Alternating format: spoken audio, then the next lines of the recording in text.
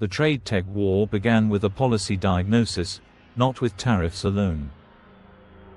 According to the U.S. Trade Representative's 4-year review, the 14th of May 2024, Section 301 actions targeted China's practices around forced tech transfer, IP, and discriminatory licensing. Washington reframed trade as a national security problem, which Beijing read as containment of Made in China 2025. At the end of video you guys can get answer that which country will win this war. United States Trade Representative, the first order costs showed up quickly.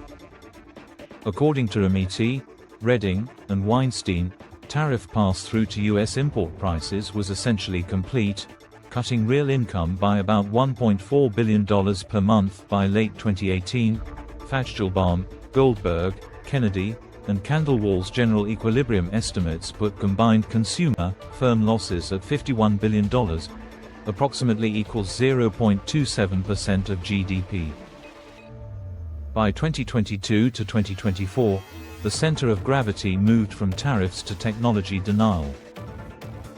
According to the U.S. Commerce Department's Bureau of Industry and Security, the 7th of October 2022, and its Federal Register rule, the 13th of October 2022, new export controls restricted advanced computing chips and key semiconductor tools to China. The Netherlands then layered licensing requirements that constrained ASML's advanced DUV immersion shipments. Reuters later reported tightened servicing, licensing expectations in 2024. Tariffs then re-accelerated on green tech. According to a White House fact sheet, the 14th of May 2024, EV tariffs rose to 100%, semiconductor tariffs to 50%, and rates increased on solar cells, batteries, and critical minerals.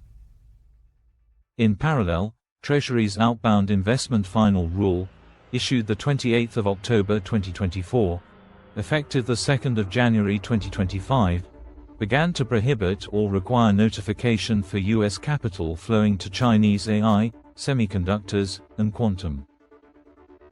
Who really pays and who adapts? According to Gao and CRS tallies, U.S. taxpayers buffered farm sector retaliation with $24.5 billion in market facilitation program payments for 2018-2019. According to Liberty Street Economics, NY Fed, February 2025, apparent de-Chinification is overstated. Chinese value added often re-enters U.S. supply chains via Mexico and Vietnam, so the effective China share in U.S. imports fell by less than headline data suggest. Who benefits so far? According to the U.S. State Department and census-based trackers, Mexico became the top U.S. goods trading partner in 2023 with $807 billion in two-way goods trade and remained on top in 2024. According to UN Comtrade, via Trading Economics, Vietnam's exports to the U.S. reached $97.1 billion in 2023, and Reuters reports Vietnam's U.S. exposure near 30% of GDP in 2024, an upside that also raises tariff risk.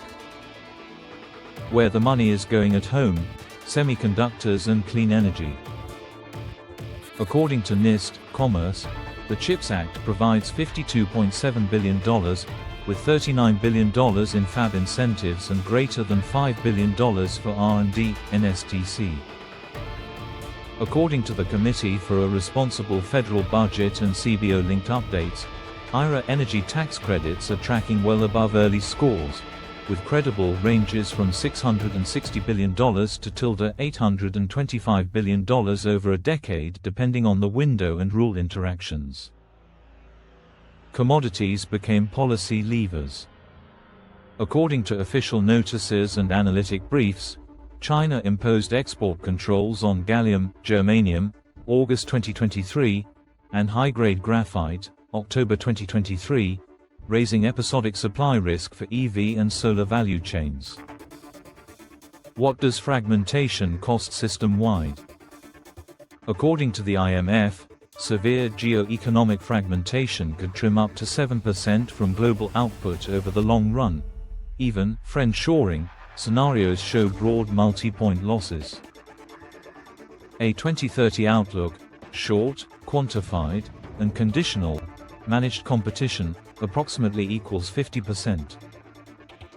According to the IMF baselines, a world of stable tariffs plus narrow capital tech screens implies approximately 2 to 3% global output drag versus a free trade counterfactual. The U.S. China goods account still clears $450 $550 billion nominally. Services act as a modest stabilizer. Hard bifurcation, approximately equals 30%. According to BIS rule scope and allied tool licensing trends, tighter controls on EDA, cloud AI, and tooling would force component genealogy, traceability regimes and raise near-term capex and prices along green tech chains.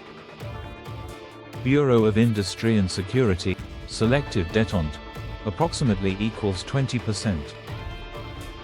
According to White House tariff architecture and Treasury's OISP design, guardrails stay on frontier tech, while legacy chips, consumer goods see limited relief, shaving 10 to 30 BP off tradables inflation without resolving strategic rivalry.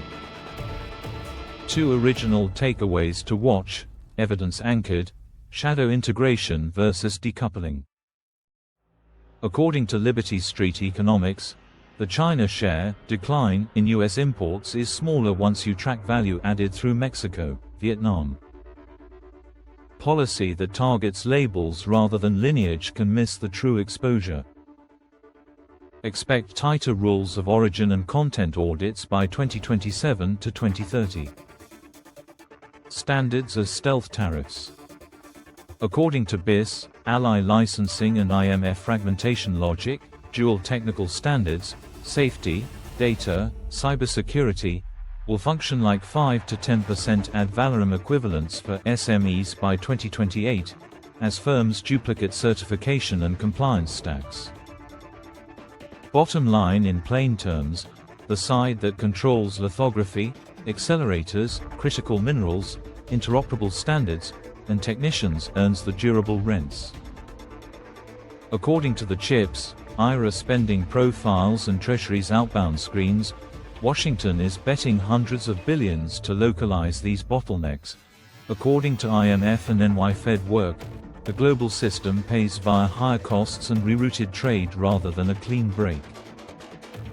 So the answer that which country will win this war is that no country wins outright by 2030. Victory is domain-specific. The US, with allies, is ahead at the frontier. Export controls and Dutch licensing ring-fence EUV, advanced DUV tools, while US firms dominate data center AI accelerators, approximately 80 to 90% market share. So Washington retains leverage over compute bottlenecks. China leads in scaled hardware.